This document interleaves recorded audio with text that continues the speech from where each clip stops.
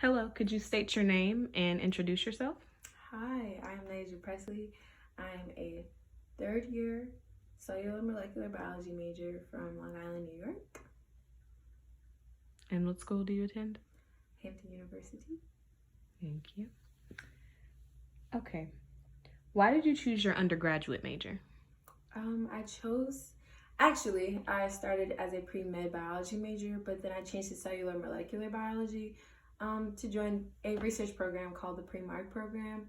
It basically just focuses on research, trying to get MD, PhD, rather than just focusing on the medicine track. But then the program ended, and I decided I didn't want to pursue an MD, PhD anymore, and I strictly wanted to focus on MD. Very nice.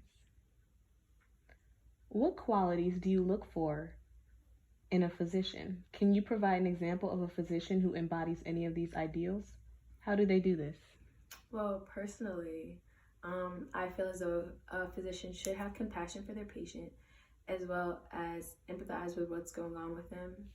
Not empathize, but sympathize with what's going on with them, try to understand them, and not be short with them. And I feel like my aunt, as a physician, she shows compassion to her patients. She's well-rounded, and I feel like she thoroughly tries to understand what they're going through and offer up the best advice that she can give by offering a different type of medical physician or by giving them some knowledge that they didn't know from before. So, yeah. Okay.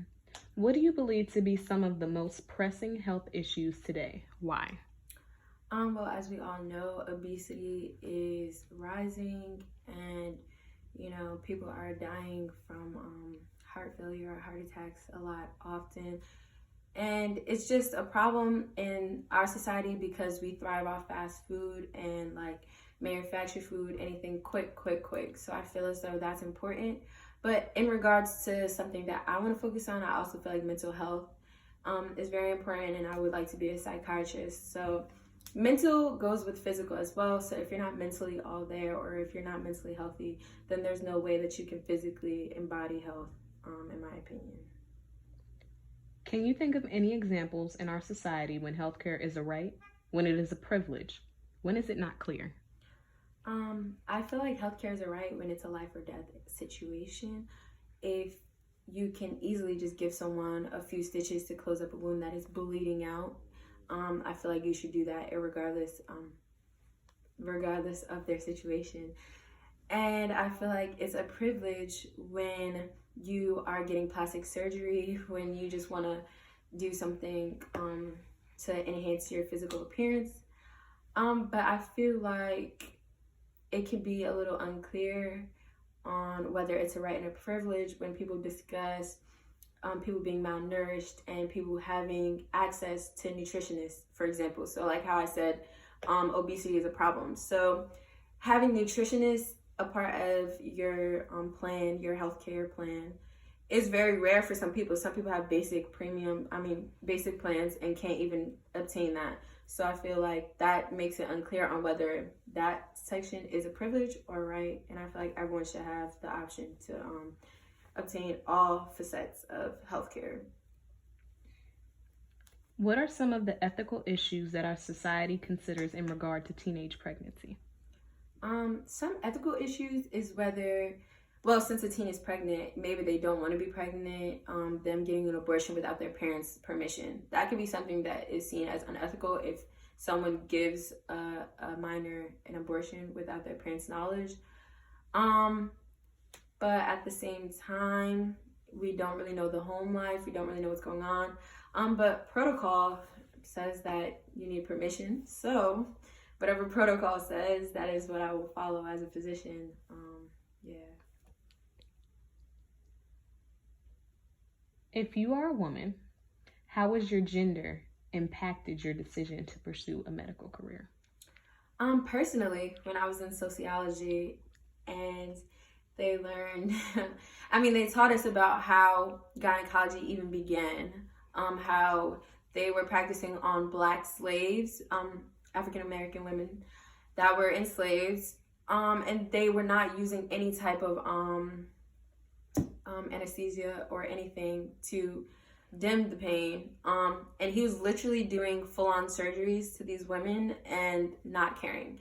And some people will say ends justify the means. Now we have gynecology, but there's no development on new systems. And it shows that most men do not necessarily care about how women feel in medicine or any procedure or any protocol, especially African American women. But yeah, women and their feelings are often not catered to. So I feel as me as a woman, I would be more understanding and more compassionate and embody some of the things that I would want most physicians to embody.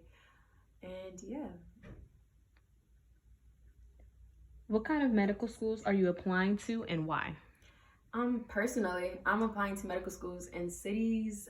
I really like urban areas, and I like to be able to explore, free my mind by going on many adventures and figuring out what's in the city. I definitely want to go to medical schools outside of my hometown, which I am from Long Island, New York. So I would love to either go to California or Texas. Any big city area is definitely for me to explore and give myself some time to be social as well as focus on my future.